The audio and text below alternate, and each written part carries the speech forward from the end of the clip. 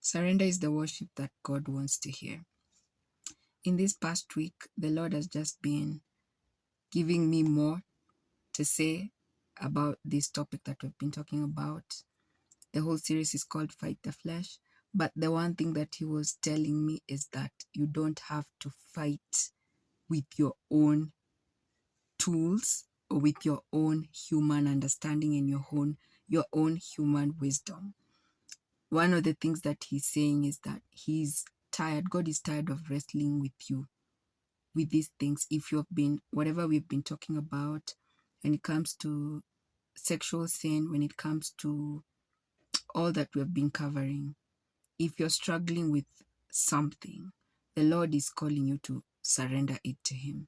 And the visual that he was giving me is when we were children back in the day, when you were in your lower classes, your lower primary, and you would be so sleepy in the morning and your parent or your caregiver would get you ready and you'd find yourself at the breakfast table ready to eat, and you don't understand how you woke up, you got cleaned up and you got dressed, and now you're here having breakfast. You didn't understand. All you needed to do was just get out of the bed, or they would get you out of the bed themselves. And that's what surrender looks like. Surrender is not you fighting or you trying to do it with your own strength. Surrender is just you letting God do what only he can do in your life.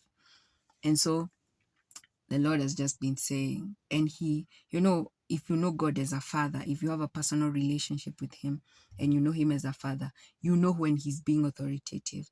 And with this particular topic and with this week especially, what he was talking about is he's not playing those games, because for some of the people, whatever you're dealing with is not only going to kill your destiny, is not only going to veer you off of the path that he has you on, but some of the consequences are so dire. And when you harm someone because you have a weakness or you have a lack of discipline or whatever you want to call it, or there is a spiritual aspect to this that you have no control because there is a demonic influence over you, people are not going to understand all these things. People are going to label you. People are going to call you all sorts of names. And the law and the systems of the world do not have time to empathize with people that they label as predators or perpetrators of crimes. So the Lord is saying, surrender.